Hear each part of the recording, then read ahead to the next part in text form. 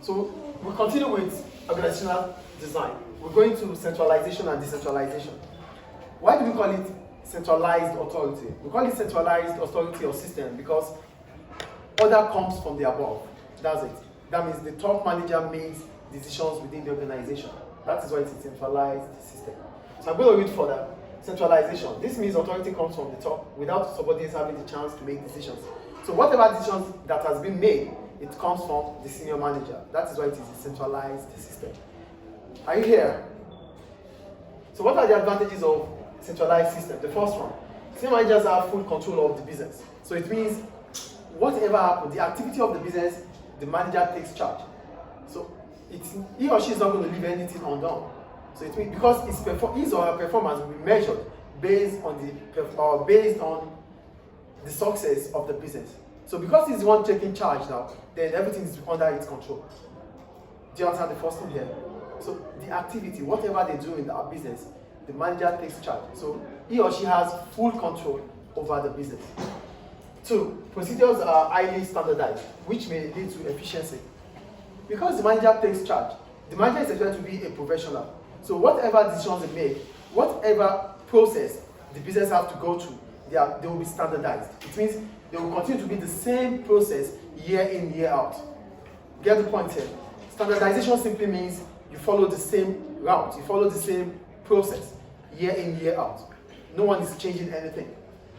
So that's what standardization is. And if decision making is from the top, mostly from the top every now and then, it means whatever procedure they go through is always going to be uniform. It's going to be the same. So uniformity brings about standardization. Do you get the point here? So because I'm the one passing this route every now and then, it means I know the route very well. So I won't deviate.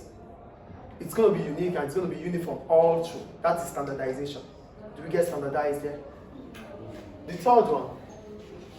Senior managers can make decisions from the point of view of the business as a whole, because subordinates might make decisions based on the point of view of their department. If subordinates are given the authority to make decisions, they will think more of their department, their units, than the business. So subordinates would want to achieve the objective of the department, but the manager would want to achieve the objective of the organization. There are conflicting interests here. For subordinates, their interest is where they are, what they are managing. But for the managers, the objective is to achieve the objective of the organization. So to achieve the objective of the organization, centralized system is more significant. Do we get it? The next one, senior managers are expected to have skills and expertise required to make crucial decisions. Subordinates might not be able to have the ability to make crucial decisions. But if it comes to managers, senior managers, because they are senior managers, they don't get to that position without experience. They got there with experience and a lot of skills. So it means whatever decision they make, it's going to be ideal for the organization.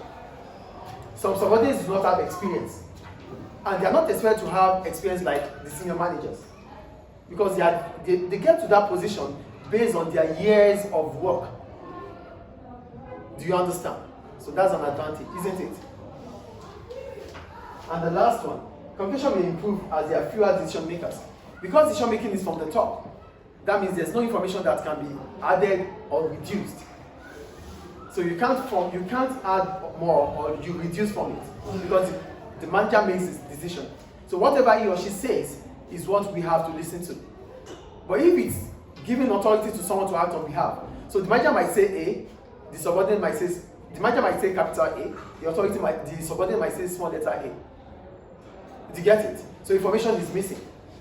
But because it's from the top, decision making will be prompt and communication will be ideal and prompt too, adequate. Do we get it?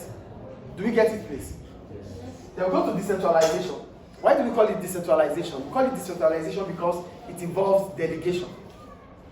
It's a decentralized authority because it involves delegation.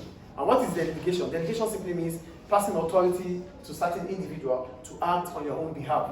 So you are the manager, but you have given authority to me to act on your behalf. That is delegation. And if that happens, it's a decentralized system. Do you get decentralized system here? It involves delegation. So what are the benefits of delegation or decentralized system? Number one, it empowers and motivates employees. Because you have given employees the authority to act on your behalf, it means they know more too. They learn through the system, yes or no? So that is empowerment, and that might make them to be happy. It means you can trust them to make certain decisions, and that should make them happy. And because of making that decision, they become knowledgeable too, and they start having more experience. That is empowerment. Do we understand empowerment here? Yes. The second one, it reduces the stress and burden on managers. Managers cannot be everywhere. They can't be there and be here. Moving here and there is stressful. But for the fact that they have given authority to certain individuals to act on their behalf, their stress reduced. Do you get the second benefit there? Do we get it or not, please? The third one, it will lead to greater job satisfaction for employees. Because you are being empowered, now you know more. That should lead to job satisfaction. For job satisfaction to occur, it needs job enrichment and job enlargement. For job satisfaction, we have job rotation, job enrichment, job enrichment, and job enlargement.